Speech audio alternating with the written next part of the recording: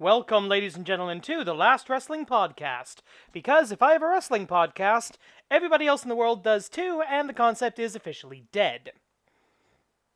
Wrestling sucks. Thank you, ladies and gentlemen. Have a nice day. Be sure to tip your waitresses. Try the veal. I'll be here till Thursday. Okay, seriously, wrestling sucks.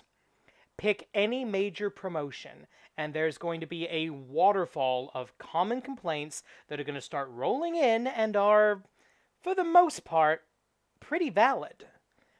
WWE. The booking sucks. The scripted promos suck. The style sucks. The 50-50 booking sucks. Vince sucks. Shane sucks. Roman sucks. Lesnar sucks. Blah, blah, blah, blah, blah, freaking blah. But The Fiend's pretty good. Ring of Honor. It's not as good as it used to be. The roster sucks. The booking sucks. They've lost a lot of goodwill. They're dragging New Japan down by comparison. Blah, blah, blah, blah, blah. TNA/Impact Wrestling. Oh, sweet Christ, I am not listening. Everything people rightly bitch about regarding this company. Chikara.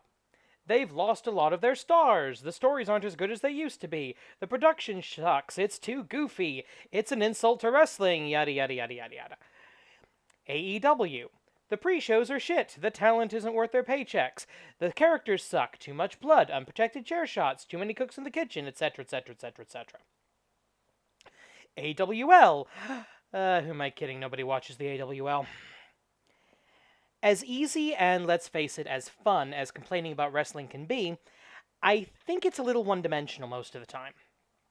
Yes, we all know most wrestling sucks right now. That's why fewer people are watching wrestling now than at any time in recent history, despite, paradoxically, more wrestling being available now than ever before. With the advent of the internet, streaming services, there's more ways to legally watch wrestling than there have ever been, and yet fewer people are watching. It's a serious problem for people who still enjoy this form of storytelling. And we need to take a deeper look at it if we're going to, and I know this is slightly hyperbolic, save wrestling. So today I'd like to take a look at what I think is a common thread behind all of the complaints about most major wrestling promotions. Good ideas, bad execution. Most of the things people complain about actually have a kernel, a seed of a good idea hidden within them that, if handled better, would be good. And for the record, by good, I mean quality storytelling that is capable of drawing money. As an obvious example, WWE has the best roster they have ever had at any point in their history. Between Raw, SmackDown, NXT, 205 Live, if that's still around, NXT UK, etc., there is more pure professional wrestling talent in the New York territory today than ever, even if most of it is based in Florida. And yes, I am including the much ballyhooed Attitude Era in that comparison. WWE has more talent in it now than they did in the Attitude Era. Sure, nobody right now is as hot or as big as Stone Cold Steve Austin or The Rock, but on the other side, we don't have any Bull Buchanan stinking up the mid-card either. If properly executed, which means properly booked in this case, it would be a golden age for the promotion. Instead, they are in a years-long slump that is so bad that even when something good like the Firefly Funhouse or the Fiend character catches fire, there's always this niggling little voice in the back of the fans' heads saying, how are they going to screw this one up? Not if, but how. Good idea, building this good of a roster. Bad execution, this product. Since we are days, or more likely hours by the time I actually finish this, away from the TV debut of AEW, let's take a look at their brief history and look at some of the common criticisms about them and how they could have been executed better. Starting at the most logical point, the beginning. Casino Battle Royale. I'm mostly referring to the men's version that took place at Double or Nothing, but most of this could apply to the women's version as well. Good idea. AEW has the money to have a huge roster, and that's one of their main arguments as to why they are a big league promotion, rather than some king of the independents. However, most potential customers will have no idea who the majority of these people are. So, a Royal Rumble style stagger start battle royal is a fantastic way to introduce a lot of characters at once. Making sure that the winner earns one of two chances to be the first champion is also a good idea because it adds gravitas to the match. Lastly, if you're going to do a match like this, you want to put your own spin on it so as to not be considered a WWE knockoff. That's something that killed TNA, or was one of the big detriments to TNA over the years, was they were considered WWE light. Bad execution! This stupid format. They took the don't be a ripoff of the Royal Rumble part way too far. I get the drawing cards from a deck instead of numbers out of a bingo machine when you're in Las Vegas. That makes a lot of sense. Less so in Chicago, but still. The stupid part is the group entrances. The point of this match is to give each wrestler their minute in the spotlight, give them their introduction, give them the chance, give the commentating team a chance to essentially read the stats off the back of the baseball card.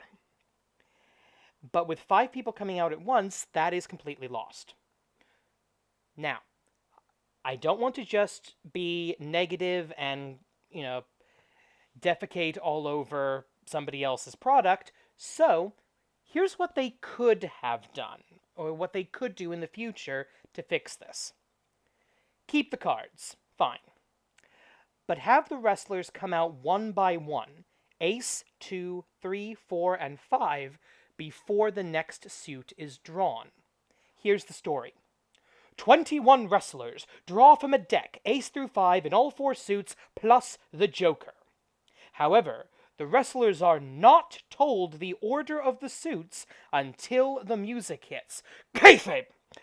So, for example, the wrestler who draws the ace of spades could be coming out 1st, or 5th, or 10th, or 15th. They don't know.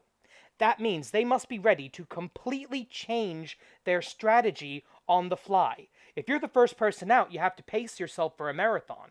If you're the 15th out of 21, you're able to go a little more bang, bang, bang, bang, bang, wrestle, wrestle, wrestle. But you have to be adaptable. Only the Joker has the privilege of knowing exactly when they will enter. Space the entrances, say, 90 seconds apart, and that'll give you roughly a 40-minute match with the initial entrances and a few minutes after the Joker enters to tell your story and go home. Add a few promo videos beforehand, a final hard sell rundown of the card at the end after the Battle Royal, and there's your pre-show. No custom controller buttons or kiddie pools required. The Dark Order. Good idea. A heel tag team that always has the numbers advantage. An Undertaker-like gimmick that does something the Undertaker never did. Weaponize the Druids. Make the tag team itself an odd couple with a powerful muscle-type enforcer and a less capable but still intelligent cult leader as his partner. This gives the cult leader several layers of protection and sends the message that the babyfaces could easily defeat him if they ever got close to a fair fight.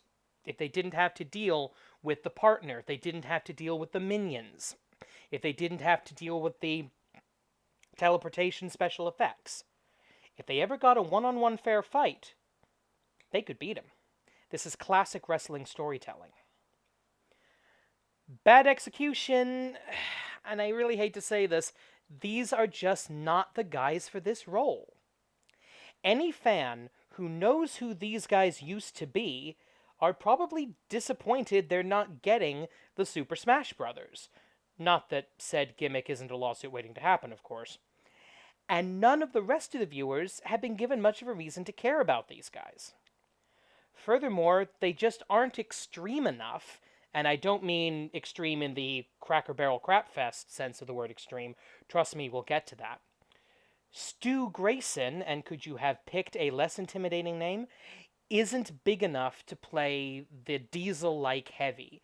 And Evil Uno, which is a name nobody will get unless they know the Super Smash Bros. History, isn't bad enough to be the leader. He isn't incompetent enough to be the leader.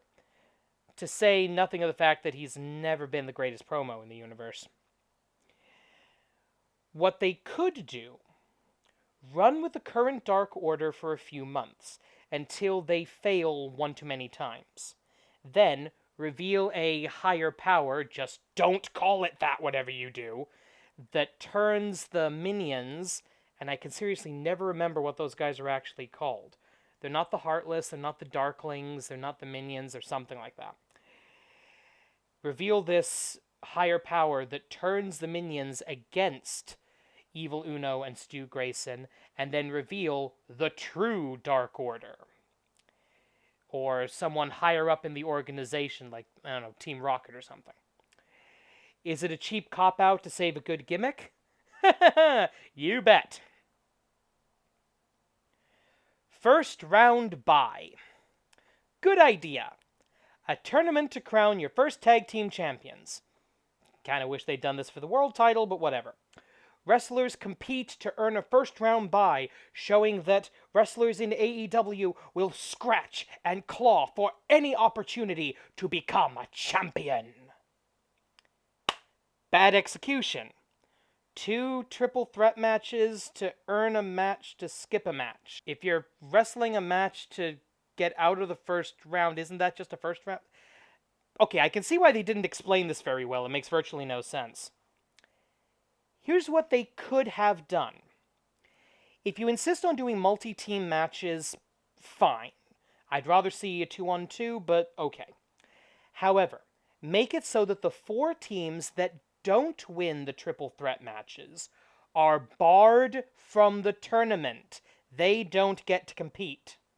So, if you and your partner want the advantage of having 4 to 5 extra weeks before your first tournament match, plus the ability to properly scout everybody else in the tournament before you actually have to wrestle in the tournament, cool.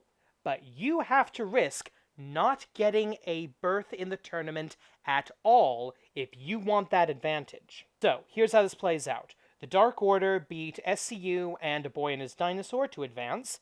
The Best Friends beat Private Party and Jack Evans / Angelico to advance, and then the Dark Order beat the Best Friends to earn the bye.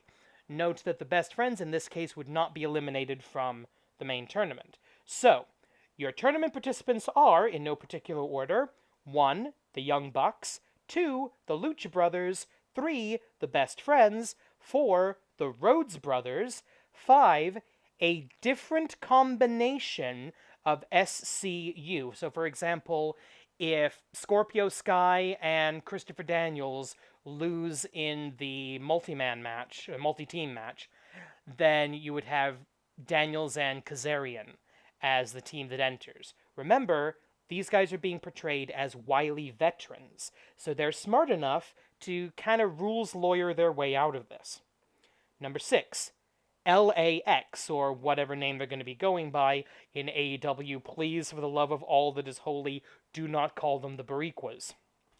And number 7, the Dark Order with a first-round bye. By eliminating 4 teams before the tournament even begins, you get, 1, a chance to build up future star teams that need a little bit more of a build, like Private Party and A Boy and His Dinosaur, and you can build them up outside of the tournament. And this also has the added advantage of advertising, we've got a super deep tag team roster.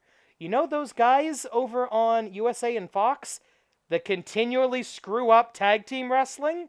Well, we do it right here. Cracker Barrel Crap Fest. Okay, promise we get to this one. I'm going to focus on this specific match from All Out, but much of this can apply to a lot of the hardcore nonsense that AEW seems so worryingly fond of. Good idea. And yes, there is a good idea here. 3 guys with similar wrestling styles team up, but fail to win any trios matches. Each blames the other two for their failure. This leads to a fight, and they settle the disagreement in the ring. So far, so not necessarily terrible. Bad idea. They poured thumbtacks down a man's throat! What the flying is wrong with these people? And how the hell is Cracker Barrel still sponsoring them after this nonsense? Between this, the ladder match, and the nonsense at Fyter Fest, I'm honestly shocked AEW didn't lose their TV deal over this. What they could have done. Not this. Okay, seriously, there's nothing wrong with a hardcore match per se, but you can't do them for no real reason. If you're going to do something this stupid, you better have a good excuse for it, and you better squeeze every last drop of storytelling potential out of it. The best example I can think of is Lucha Underground and the Cierro Miedo match between Pentagon Jr. and Vampiro. It's a bloody, violent, nasty, frankly uncomfortable match to watch. And they made it effing count. It had nearly a full season of build. The heel pushing the babyface's buttons for weeks to get him to agree to the match. And there was a plot twist that I dare not spoil here that reverberated throughout the entire promotion for years afterward. It also made a then mostly unknown outside of Mexico Pentagon into a bona fide international star and gave him a wave of momentum that frankly he is still riding to this day. If you insist on telling the story of the three hardcore idiots who can't get along, fine. I can't stop you from doing that. But to quote one of my favorite British sitcoms, if you're going to do this damn silly thing, please don't do it in this damn silly way. Who the heck is that? Good idea. Having a large roster full of wrestlers that are mostly unknown to mainstream audiences that you get to tell stories about without years of baggage weighing them down.